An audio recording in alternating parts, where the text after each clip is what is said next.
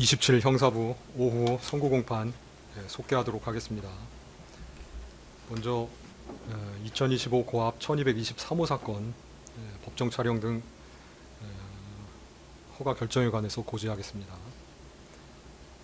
헌법 제27조 제3항 제4항의 취지, 피고인이 널리 알려져 있는 공인으로 국민적 관심이 지대한 사안이라는 점 등을 고려하여 이 사건 선고 공판 절차의 법정 촬영 신청에 대해서 다음과 같이 허가합니다. 다음 촬영 일시 금일 제13회 공판기일 개시 시부터 종료 시까지 촬영 장소 이 법정인 서관 중법정 311호, 촬영 주체 법원, 촬영 및 중계 방식, 영상용 카메라를 이용한 촬영 및 생중계, 그리고 기술적 사정에 따른 다소의 지연이 있을 수 있습니다. 촬영 기계는 법원 자체 영상용 카메라입니다. 그리고 재판장은 재판 중계로 인하여 국가의 안전보장 또는 안녕 질서를 방해하거나 선량한 풍속을 해할 염려가 있을 때 법정 질서 유지를 위하여 필요하다고 인정하는 때에는 촬영 중계를 일시 중단시킬 수 있습니다. 또한 소송관계인의 변론권, 방어권, 기타 권리의 보호, 법정의 질서 유지 또는 공공의 이익을 위하여 촬영 및 중계 등의 시간, 방법을 제한하는 등 필요한 조치를 할 수 있습니다. 구속 피고인에 대한 촬영 등 행위는 수갑 등을 풀어 불구속 상태로 한 후에 합니다. 그리고 금일 공판 개정에 앞서서 법정 질서 유지와 관련한 안내 말씀을 드리겠습니다. 법원조직법 제58조에 의하여 재판장은 법정의 존엄과 질서를 해칠 우려가 있는 사람의 입정 금지 또는 퇴정을 명할 수 있고, 그 밖에 법정의 질서 유지에 필요한 명령을 할 수 있습니다. 이러한 재판장의 명령에 위반하는 행위를 하거나 폭언, 소란 등의 행위로 법원의 심리를 방해하거나 재판의 위신을 현저하게 훼손한 사람에 대하여는 20일 이내의 감치에 처하거나 100만 원 이하의 과태료를 부과할 수 있습니다. 따라서 재판이 진행되는 동안 질서를 유지하여 주시기 바랍니다. 이제 2025 고압 1223호 사건 선고 공판을 진행하겠습니다. 관련법에 따라서 속기하도록 하겠습니다. 먼저 소송 관계인 출석 확인하도록 하겠습니다. 특별검사님 어떻게 나오셨죠? 성함 혹시? 특별검사부 김형근, 강노수, 검사 신건호, 김호성, 홍지화, 이상직, 박기태, 양도현, 신유한 검사 출석했습니다. 다 해서 몇 분 오신 거죠? 9명 왔습니다. 그럼 총 몇 분이신가요? 10분. 11분. 네, 그리고 변호인 측에서는 종전대로 유정아 변호사님, 그다음 최명성 변호사님, 네. 최지우 변호사님. 마이크 잘 안 들리나요? 피고인 들어오시라고 하시기 바랍니다.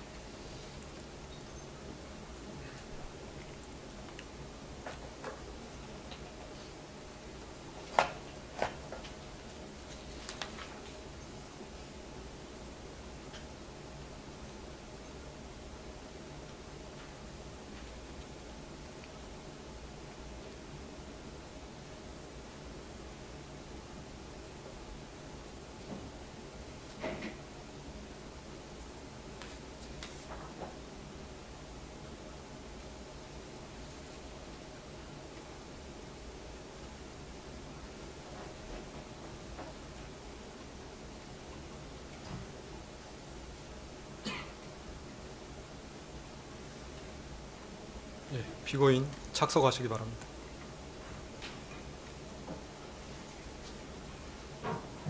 판결 선고는 피고인 착석 상태로 진행하도록 하겠습니다. 진행하도록 하겠습니다. 판결 선고에 앞서 몇 말씀 드리겠습니다. 옛말에 형무등급 그리고 추무리불량이라는 말이 있습니다. 법의 적용에는 그 적용을 받는 사람이 권력자이든 아니면 권력을 잃은 자이든 예외나 차별이 없어야 합니다. 마찬가지로 무죄 추정의 원칙이나 인 두비오 프로레오, 즉 불분명할 때에는 피고인의 이익으로와 같은 법의 일반 원칙도 피고인이 권력자라 하여 혹은 권력을 잃은 자라 하여 다르게 나누어 적용될 수 없습니다. 그것이 공정한 재판의 전제일 것입니다. 재판부는 헌법 제103조에 의거 증거에 따라 판단하였음을 말씀드립니다. 사건에 관하여 살펴보겠습니다. 이 사건 공소 사실은 자본시장과 금융투자업에 관한 법률 위반, 이하 자본시장법 위반이라 합니다. 정치자금법 위반, 특정범죄 가중처벌 등에 관한 법률 위반, 알선수재, 이하 알선수재라고 합니다. 이렇게 셋으로 되어 있습니다. 차례대로 살펴보겠습니다. 첫 번째, 자본시장법 위반의 점 공소 사실은 피고인은 시세 조종 세력인 이모 씨, 권모 씨, 민모 씨, 김모 씨 등 이하 특정인을 언급할 때를 제외하고는 이 사람들을 시세 조종 세력이라 하겠습니다. 이 사람들과 공모하여 2010년 10월 21일경부터 2012년 12월 5일경까지 사이에 도이치모터스 주식의 매매를 유인할 목적 및 시세 고정 및 안정의 목적 등으로 62만 5,093주에 대한 통정 가장 매매를 하고 3,127회의 이상 매매 주문을 제출함으로써 8억 1,144만 3,596원의 부당이득을 취득하였다는 것입니다. 공소사실의 2010년 10월 21일경부터 2012년 12월 5일경까지 사이에 피고인의 자금이나 주식이 도이치모터스 주식 매매에 이용된 것으로 공소 제기된 것은 2010년 10월 22일경부터 2011년 1월 13일경까지 피고인의 대신증권 계좌 주식 18만 주와 20억 원이 입금된 미래 에셋대우 계좌가 이용된 것, 2011년 3월 30일 2만 3천 주를 하나투자증권 계좌로 매수한 것, 2012년 7월 25일경부터 2012년 8월 9일경까지 19,635주를 하나투자증권 계좌로 매수한 것 등 크게 3개의 행위로 나누어집니다. 그 이외의 기관에 관하여는 피고인의 자금이나 주식이 시세 조정에 이용되었다는 공소사실 기재는 없습니다. 이 부분 공소사실은 피고인이 시세 조종 세력과 공모하여 공동정범으로 시세 조종에 가담하였음을 전제하고 있습니다. 이에 대하여 피고인은 시세 조종 행위에 관하여 인식이 없었고 시세 조종 세력과 공모하여 공동정범으로 가담하지도 아니하였다는 취지로 주장합니다. 즉 쟁점은 피고인이 시세 조종 행위에 대하여 인식이 있었는지 여부, 인식이 있었다고 할 경우 피고인이 시세 조종 세력과 공동 정범인지 여부입니다. 기간별로 나누어 살펴보겠습니다. 먼저 2010년 10월 22일경부터 2011년 1월 13일경까지 피고인의 대신증권 계좌 주식 18만 주와 20억 원이 입금된 미래 에셋대우 계좌가 이용된 거래에 관하여 보겠습니다.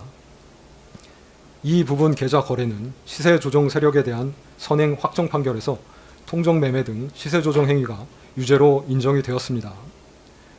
피고인에게 이러한 시세 조정 행위에 관하여 인식이 있었는지에 대하여 보면 피고인은 미필적으로나마 자신의 자금이나 주식이 시세 조정 행위에 동원될 수 있음을 인식하면서도 이를 용인하였다고 볼 여지가 없지 않습니다. 그 이유는 다음과 같습니다. 첫째, 피고인이 시세 조정 세력이었던 블랙펄 인베스트먼트 대표 이모 씨, 이하 블랙펄이라고 합니다. 등에게 위 주식 매도하고 자금을 일임하여 일임 매매를 위탁한 것으로 보이는데 피고인이 블랙펄 측에 주기로 한 수익금 40%는 일반적인 경우보다 상당히 높습니다. 둘째, 2010년 5월 24일경부터 기존에 보유하던 도이치모터스 주식 69만 주 중 51만 주를 매도하여 오던 피고인이 일임 매매를 통해 2010년 10월 28일경부터 다시 주식을 매수하기 시작하였는데 그와 같이 다시 매수를 시작할 만한 동기가 불분명합니다. 셋째, 2010년 10월 28일경에서 11월 1일경 사이 피고인의 대신증권 계좌에서는 주식 18만 주가 매도되는 사이 피고인의 미래에셋대우 계좌에서는 같은 시기에 더 높은 평균 단가로 주식 11만여 주가 매수되었는데 굳이 이와 같은 양태로 주식을 매매할 이유가 없습니다. 피고인이 증권사를 통해 위와 같은 매매를 확인할 수 있는 상황에서 이러한 매매 양태에 대하여 의문을 가질 수 있었다고 보입니다. 넷째, 피고인이 홈 트레이딩 시스템 거래 관련하여 증권사 직원과 통화를 하면서 자신의 통화가 녹음되는 것을 염려하였는데 정상적인 거래라면 굳이 그와 같이 염려할 이유가 없어 보입니다. 다섯째, 그동안의 수사기관 진술에 일관성이 없습니다. 다만 시세 조정 행위에 대한 인식이 있다고 하더라도 공동정범이 성립하기 위하여는 공동가공의 의사, 즉 공범 사이의 의사의 결합이 있어야 합니다. 이는 공동의 의사로 특정한 범죄 행위를 하기 위하여 일체가 되어서 역할 분담을 통해 서로 다른 사람의 행위를 이용하여 자기의 의사를 실행에 옮겨야 함을 말합니다.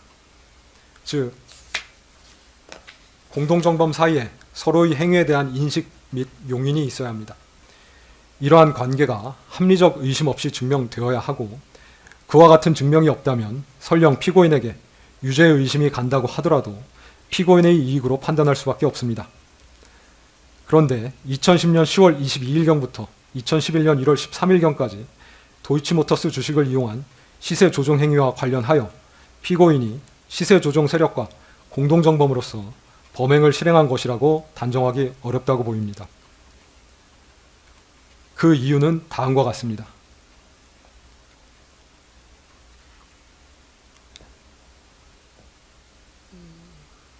첫째, 속기사님, 제가 나중에 스크립트 드릴 테니까 안 하셔도 됩니다.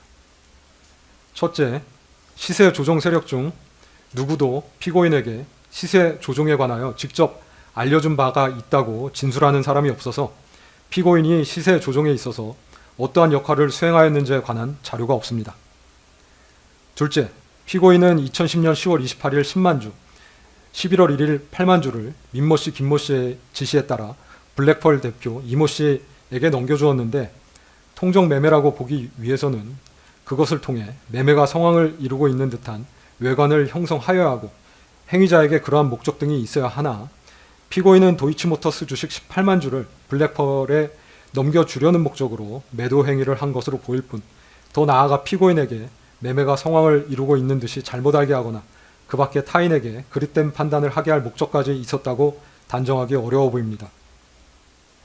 셋째, 피고인은 2011년 1월 13일 블랙펄 측과 수익금을 정산하면서 대신증권에 있던 주식을 블랙펄 측에서 일방적으로 할인율을 정하여 블록딜로 매각한 것에 항의하기도 하였는데, 만약 피고인과 블랙펄이 공모관계에 있었다면 블랙펄이 피고인에게 알리지도 아니한 채 일방적으로 할인율을 정하여 시가보다 약 2억 5천만 원가량 저가로 할인 매각하지는 못하였을 것으로 보입니다.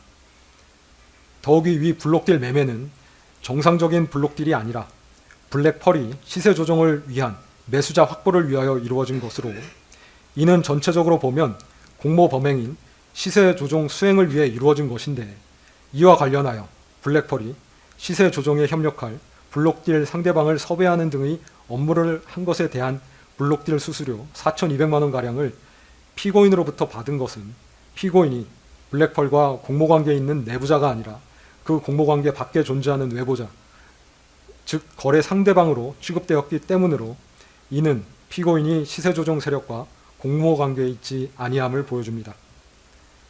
넷째, 블랙펄은 2011년 1월 13일 피고인과 수익금을 정산하면서 피고인의 계좌에서 발생한 매매 차익만을 대상으로 수익을 정산하였는데, 피고인과 블랙펄이 공모관계에 있었다면 피고인의 계좌에서 발생한 매매 차익만 계산할 것이 아니라 이 부분 공소 사실에서 시세 조종 세력이 시세 조종에 사용한 다른 계좌들 20여 개에서 발생한 매매 차익도 함께 고려하여 정산을 하였어야 할 것인데, 그와 같은 형태로 정산이 이루어진 바 없습니다. 이러한 사정들 때문에 시세 조종 세력이 피고인을 공동정범으로 여기며 함께 범행을 수행하려는 의사가 있었다고 보이지 않습니다. 따라서 가사 피고인이 시세 조종 행위에 대한 인식이 있으면서 이를 용인하였다 하더라도, 피고인에게 방조의 성립은 변론으로 하더라도 공동정범이 성립할 수는 없다고 보입니다. 이 사건에서 방조의 성립 여부는 공방의 대상이 아니었기 때문에 방조의 성립 여부에 관하여는 더 나아가 판단하지 아니합니다.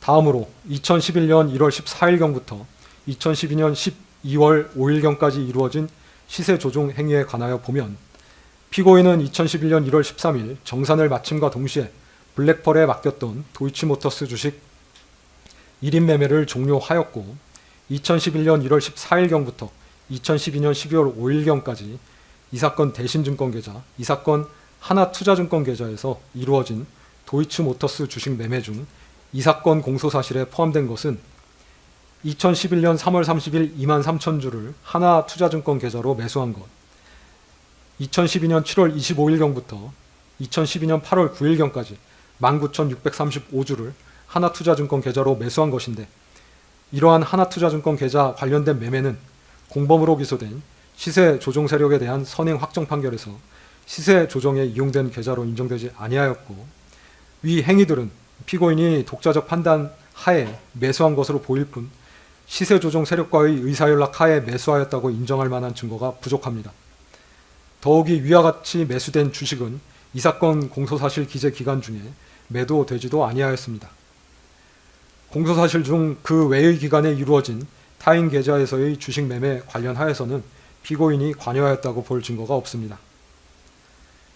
나아가 공소시효에 관하여 살펴보겠습니다. 피고인이 자신의 증권계좌에 금원을 입금하기 시작한 것은 2010년 10월 22일경부터이고, 피고인의 계좌 등이 시세조정 행위에 이용된 것은 2010년 10월 28일경부터로 그 무렵부터 2011년 1월 13일까지 이루어진 시세조정 행위는 피고인의 계좌 등이 교부되어 1인 매매 형태로 이루어졌고, 그 방식은 주로 통정, 가장 매매였다는 점, 2011년 1월 13일경 피고인이 1인 매매를 위탁했던 상대방과 다투고 정산을 받은 이후로는 1인 매매를 하지 아니하였다는 점, 피고인이 자신의 계좌 이외에 시세 조정에 이용된 계좌나 그 운용 형태 등에 관하여는 별다른 인식이 없었던 것으로 보이는 점, 2011년 3월 30일경 이루어진 매수 행위는 피고인이 스스로 거래를 한 것으로 보이는 점, 그 후 1년 4개월가량 경과된 2012년 7월 25일경부터 2012년 8월 9일경까지 피고인은 단기간 동안 스스로 현실 매매를 한 것으로 보이는 점, 그 이외의 기간에는 피고인의 계좌나 자금이 이 사건 시세 조정 행위에 이용된 것은 없는 것으로 보이는 점 등을 종합하여 보면 2010년 10월 22일경부터 2011년 1월 13일경까지 이루어진 행위, 2011년 3월 30일경 매수 행위, 2012년 7월 25일경부터 2012년 8월 9일경까지 이루어진 행위는 주식거래의 주체 및 운용 형태, 시간적 이격 등에 비추어 그 전체에 대하여 범위의 단일성과 계속성이 인정된다고 보기 어려우므로 2010년 10월 22일경부터 2011년 1월 13일경까지 이루어진 행위, 2011년 3월 30일경 매수 행위, 2012년 7월 25일경부터 2012년 8월 9일경까지 이루어진 행위는 각각 별개로 공소시효가 진행한다고 봄이 상당합니다. 따라서 2010년 10월 22일경부터 2011년 1월 13일경까지 이루어진 행위는 2011년 1월 13일경부터 2011년 3월 30일경 매수 행위는 2011년 3월 30일경부터 공소시효가 진행되어 각 2021년 1월 13일 및 2021년 3월 30일에 10년의 공소시효가 도과되었다고 보입니다. 그 외에 2012년 7월 25일경부터 2012년 8월 9일경까지 이루어진 행위는 공범으로 기소된 시세 조종 세력에 대한 선행 확정 판결에 의하여 공소시효가 중단되었으므로 공소시효가 완성되지는 아니하였으나 앞서 살핀 것처럼 범죄 증명이 없습니다. 포괄일죄로 기소된 공소사실 중 일부에 대하여는 공소시효가 완성되었고 일부에 대하여는 유죄의 증거가 없을 경우 면소 부분은 이유에서 설명하면 족하고 주문에서는 무죄 표시를 하는 것이 판례이기 때문에 이 부분 공소사실에 관하여는 주문에서 무죄를 선고하기로 합니다.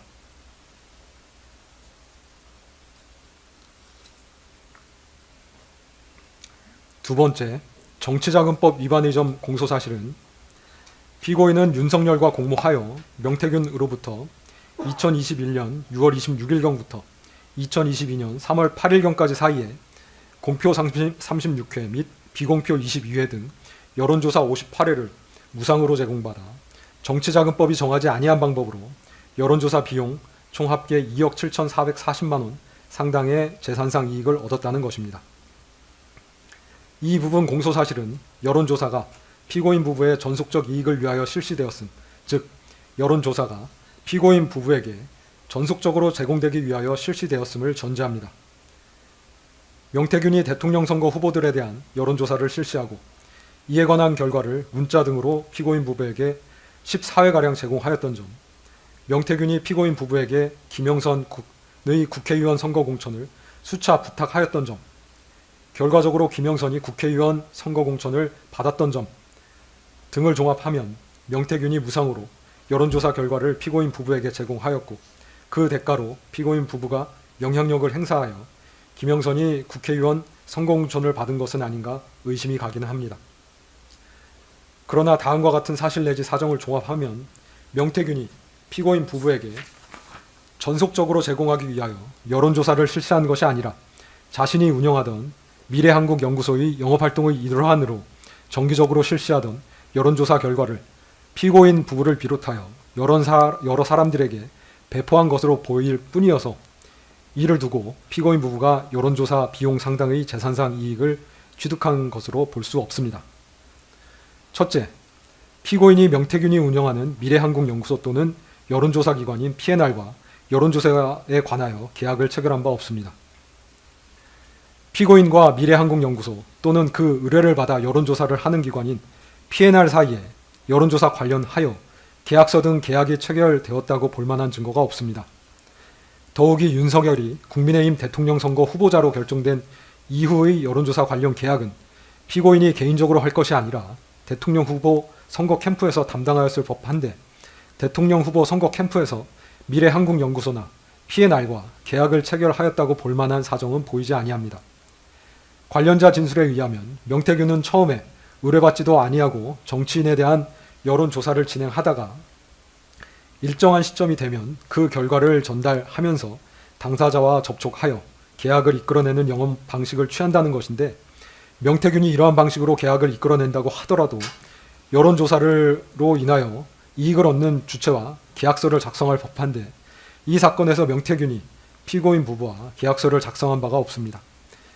명태균은 국민의힘 관련 기관인 여의도 연구원과는 2021년 4월 및 5월경 각각 여론조사에 관하여 계약서를 작성하였는데 비슷한 시기인 2021년 6월경 피고인 부부를 만났으면서도 피고인 부부와는 여론조사에 관하여 계약서를 작성한 바가 없습니다.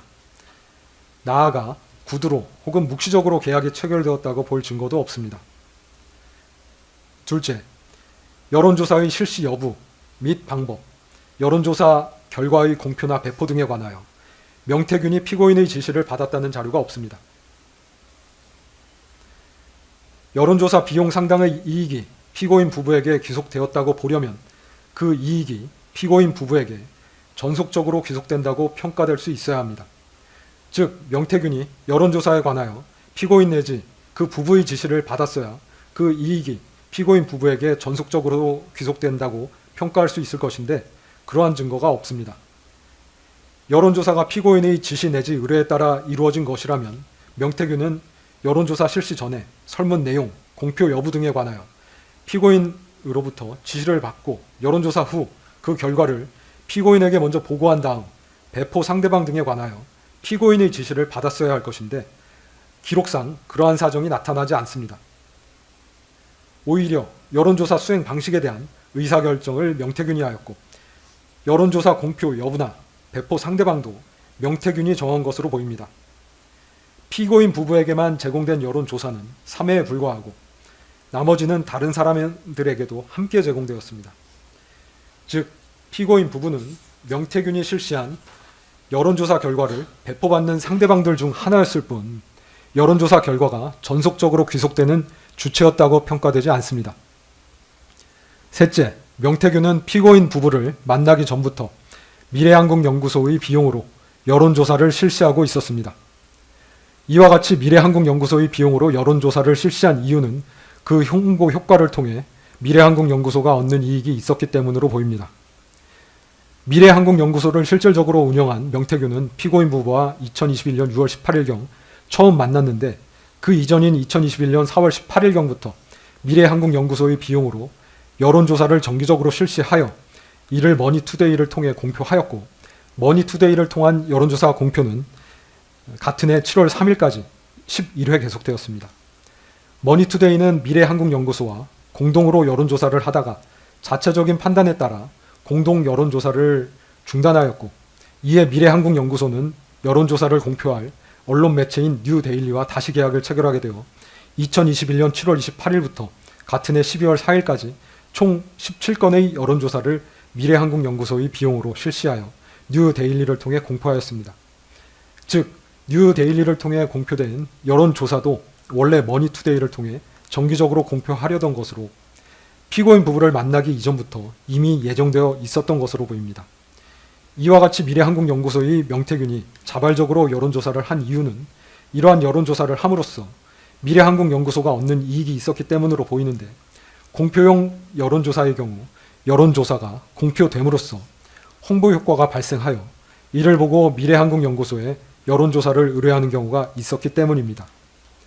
또한 명태균은 스스로의 정치적 성향에 기인하여 영업을 위해 정치 판세를 읽고 분석하기 위해 자발적으로 여론조사를 실시할 동기도 있었던 것으로 보입니다.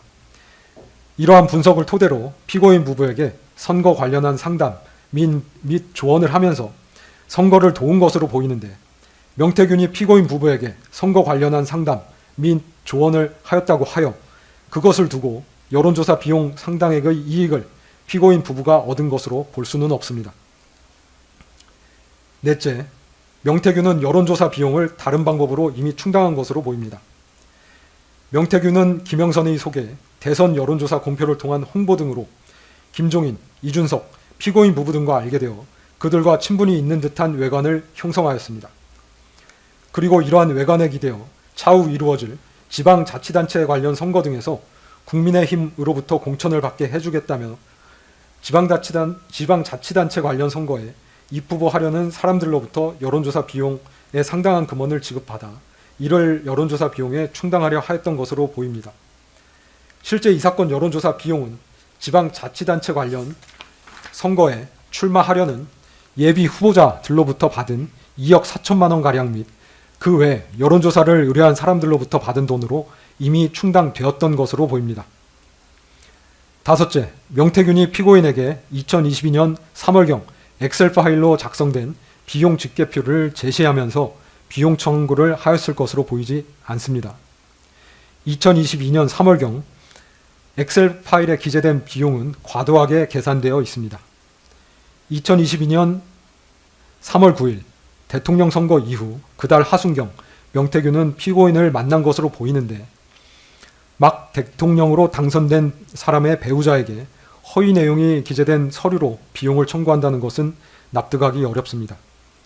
즉, 엑셀 파일은 명태균이 자신이 비용을 들여 여론조사를 하고 정치 판세를 분석하면서 선거에 도움을 주었음을 나타내기 위한 것일 수는 있어도 그것을 가지고 피고인에게 여론조사 비용을 청구하려 하였을 것으로 보이지는 않습니다. 여섯째, 여론조사의 대가로 김영선에 대한 공천을 약속받은 것으로 단정하기도 어렵습니다. 명태균은 강모 씨, 김모 씨 등에게 2022년 5월 2일경 공천은 김건희 여사의 선물이라고 이야기하였습니다.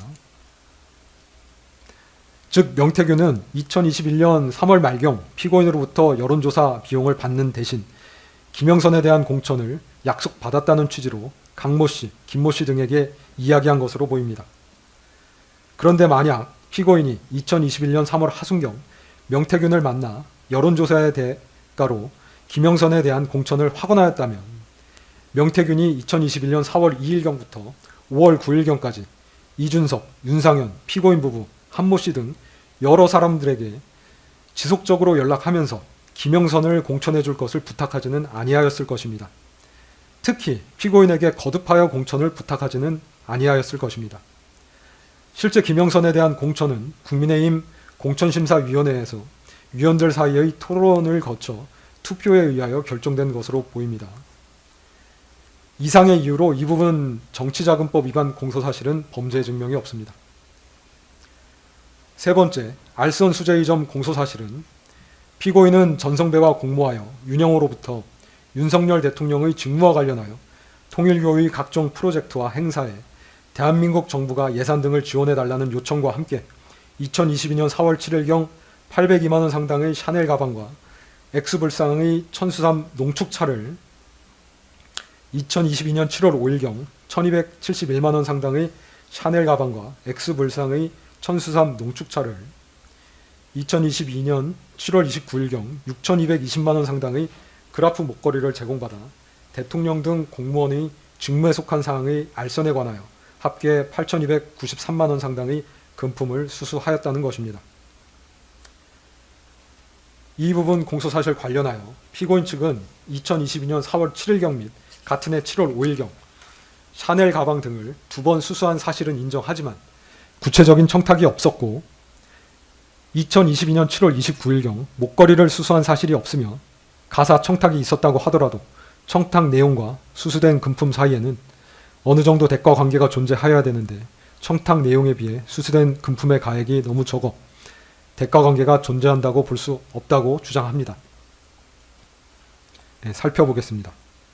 알선은 의뢰 당사자가 청탁하는 취지를 공무원에게 전하거나 의뢰 당사자를 대신하여 스스로 공무원에게 청탁하는 행위, 공무원에게 영향력을 행사하여 의뢰 당사자가 원하는 방향으로 결정이 이루어지도록 돕는 등의 행위를 말하고, 공무원의 직무에 속하는 사항의 알선과 수수한 금품 사이에 대가 관계가 있는지는 해당 알선의 내용, 알선자와 이익 제공자 사이의 친분 관계 여부, 이익의 다과, 이익을 수수한 경위와 시기 등 재반 사정을 종합하여 결정하되 알선과 수수한 금품 사이에 전체적 포괄적으로 대가 관계가 있으면 족합니다. 실제 알선 행위가 있을 것을 요하지 않습니다. 2022년 4월 7일경 802만 원 샤넬 가방 등 수수 관련하여 그 수수 사실은 피고인이 인정하고 있고 이를 보강하는 증거도 있습니다. 그러나 그 직전인 2022년 3월 30일경 피고인이 윤영호에게 대선을 도와줘서 고맙다는 취지로 윤영호는 피고인에게 대통령 당선을 축하한다는 취지로 전화통화를 하였으나 이는 의례적인 표현이고 그 대화 내용 중 청탁이라고 볼 만한 것이 없고 그 시경부터 가방을 수수할 당시까지도 청탁이라고 볼 만한 것이 없어 이를 전제로 하여 알선 명목으로 금품을 받은 것으로 볼 수는 없습니다. 따라서 이 부분은 무죄로 판단됩니다. 2022년 7월 5일경 1271만 원 샤넬 가방 등 수수 관련하여 그 수수 사실을 피고인은 인정하고 있고 이를 보강하는 증거도 있습니다. 다만 2022년 7월 5일경 윤영호가 전성배에게 샤넬 가방 등을 전달할 당시에 명시적으로 청탁 내용을 언급한 것은 없는 것으로 보입니다. 그러나 피고인은 전성배가 2022년 4월 23일경부터 전달하여 준 문자 및 전화 통화를 통하여 통일교 측에서 원하는 것이 UN 제5사무국 유치라는 것과 이를 위하여는 아프리카 국가들의 지지가 필요하고 그 지지를 받기 위하여는 그 국가들에 대한 정부 차원의 지원이 필요하다는 것을 전해 들었던 것으로 보이는 점, 위 가방 수수 이후 2022년 7월 15일경 피고인과 윤영호는 전화통화를 하였는데 전화통화를 하면서 피고인은 윤영호에게 아주 늘 그렇게 해 주셨던 것처럼 좀 힘이 되어 주시면 저희가 여러 가지로 지금 많이 작업을 하고 있어요. 뭐 경제적으로나 문화 여러 가지가 이제 이런 많은 업적들이 이렇게 훼손되지 말아야 되잖아요 라고 말하였는 바, 그 의미는 통일교에서 추진하는 일, 업적 관련하여 정부 차원의 경제적인 지원이 필요한데 그러한 경제적 지원을 위해 피고인이 작업, 즉 노력을 하고 있다는 취지로 보이는 점 등을 종합하면 피고인은 7월 5일 가방을 교부받을 당시 통일교의 청탁 내용이 정부 차원의 경제적인 지원과 관련되어 있음을 인식하고 있었고 그러한 경제적 지원을 위해 노력 중이라는 것은 피고인에게 청탁의 실현을 위하여 알선 의사가 있었음을 보여줍니다. 따라서 이러한 인식과 의사 하에 샤넬 가방 등을 교부받은 것은 알선의 명목으로 수수한 것으로 판단됩니다.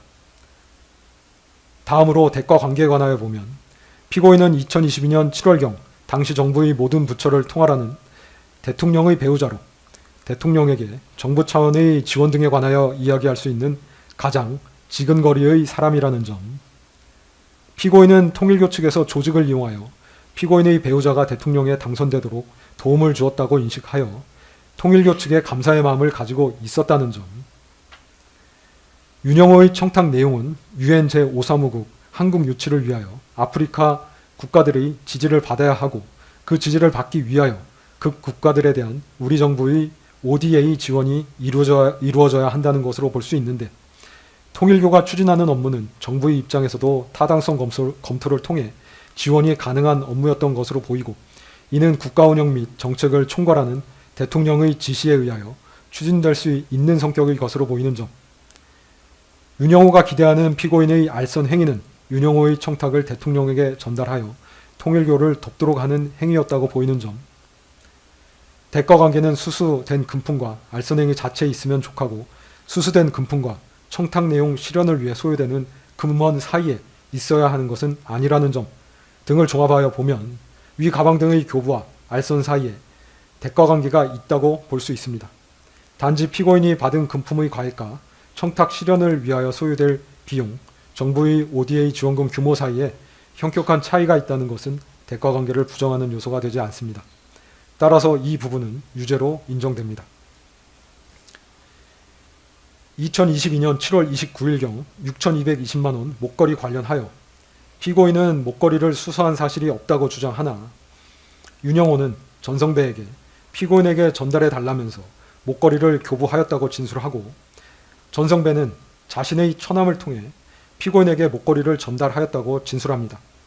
살펴보면 목걸이를 전성배에게 교부한 윤영호가 피고인의 연락처를 알고 있었고 직접 연락을 주고받기도 하였기 때문에 그 전달 여부를 피고인에게 직접 확인할 수 있었던 상황에서 전성배가 이를 착복함으로써 2013년경부터 쌓아온 피고인과의 신뢰관계를 파탄시킬 수 있는 행동을 감행할 이유가 없다는 점, 전성배는 피고인과 윤영호 사이를 매개하는 것만으로도 고문료 명목의 금전적 이익을 얻고 있었는데 굳이 목걸이를 착복함으로써 피고인과의 신뢰관계를 깨트릴 이유가 없다는 점, 피고인은 2022년 5월 10일 취임한 대통령의 영부인으로 2022년 7월 29일경은 그로부터 채 3달이 되지 않은 시점인데, 그 시점에 전성배가 영부인에게 전달될 물건을 가로채는 대담한 행위를 하였을 것으로 보이지는 아니하는 점 등에서 전성배의 진술에 신빙성이 있습니다. 또한 목걸이를 교부받은 전성배는 윤영호가 같은 날 보낸 문자, 즉 교육부 장관이 아프리카 청년부 장관들을 예방해달라는 청탁 내용을 피고인에게 그대로 전달하였기 때문에 피고인이 그 청탁 내용을 인식하면서 그 다음날 전성배로부터 그 처남을 통해 목걸이를 전달받았으므로 이는 청탁에 대한 알선의 대가 및 명목으로 받은 것으로 판단됩니다.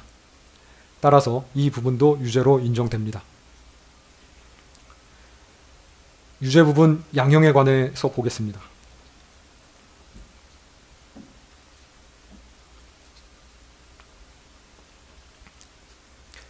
대통령에게는 헌법에 기초한 광범한 국정 운영 권한이 부여되어 있습니다.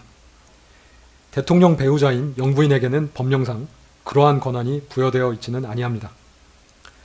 그렇지만 영부인은 대통령의 가장 가까운 곳에서 대통령에게 지대한 영향을 미칠 수 있고 대통령과 함께 나라를 대표하는 상징적인 존재입니다. 그에 걸맞은 처신이 필요하고 기본적으로 높은 청렴성과 연결성이 요구됨은 두말할 나위가 없습니다. 솔선수범을 보이지는 못할 망정 국민에 대하여 반면교사가 되어서는 아니 될 일입니다. 국가와 사회가 발전하기 위한 토대 중 가장 중요한 요소 가운데 하나가 공정입니다. 모든 일은 불편부당하게 공정하게 처리될 수 있어야 한다는 믿음이 사회를 올바른 방향으로 움직이게 합니다. 이러한 공정을 해하는 것이 부패입니다. 부패는 금전적 청탁과 필연적으로 결부됩니다. 물론 영리추구는 거기에 인간의 본성이기는 합니다. 그러나 지위가 영리추구의 수단이 되어서는 아니 됩니다. 권력에 대한 금권의 접근은 다반사일 수 있습니다. 그렇기 때문에 지위가 높을수록 이를 의식적으로 경계해야 합니다. 그런데 피고인은 자신의 지위를 영리추구의 수단으로 오용하였습니다. 윤영호가 전성배를 통해 피고인에게 한 청탁은 금품을 결부시키지 아니하고도 입안이 검토될 수 있는 성질의 것들로 보입니다. 그럼에도 피고인은 이러한 청탁과 결부되어 공여된 고가의 사치품을 뿌리치지 못하고 수수한 다음 이를 가지고 자신을 치장하는 데 급급하였습니다. 거미불로 화이불치라는 말처럼 굳이 값비싼 재물을 두르지 않더라도 검소하게 품위를 유지할 수 있습니다. 또한 피고인은 금품의 수수 관련하여 금품의 전달에 관여한 주변인들에게 허위 진술을 지시하기도 하였습니다. 이러한 점들은 불리한 양형사유로 고려합니다. 다만 위와 같은 금품의 수수를 피고인이 먼저 요구한 바는 없습니다. 피고인이 윤영호의 청탁을 배우자인 대통령에게 전달하여 그 청탁을 실현시키려고 하였다는 정황은 발견되지 아니합니다. 뒤늦게나마 가방 등을 공여받은 자신의 사려 깊지 못한 행동에 대하여 일부 자책하며 반성하고 있습니다. 별다른 범죄 전력이 없습니다. 이러한 점들은 유리한 양형사유로 고려합니다. 그 밖에 피고인의 연령, 직업, 성행, 가족관계, 범행의 경위, 범행 후의 정황 등 이 사건 기록 및 변론에 나타난 모든 양형 요소를 종합적으로 고려하여 형을 정하였습니다. 그리고 유죄로 인정된 부분 중 압수된 목걸이는 몰수하고 몰수되어야 할 가방과 천수삼 농축차는 현재 몰수가 불가능하여 그 가액을 추징합니다. 이에 다음과 같이 선고합니다. 피고인은 자리에서 일어서 주시기 바랍니다.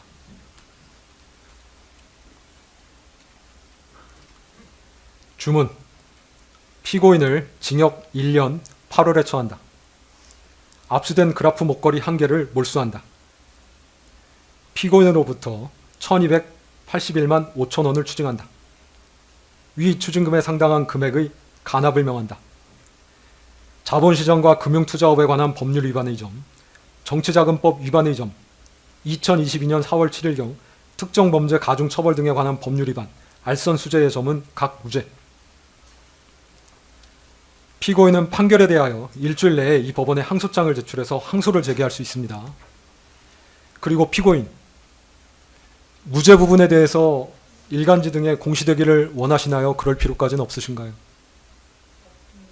네. 형사보상 안내문 받아가도록 하시기 바랍니다.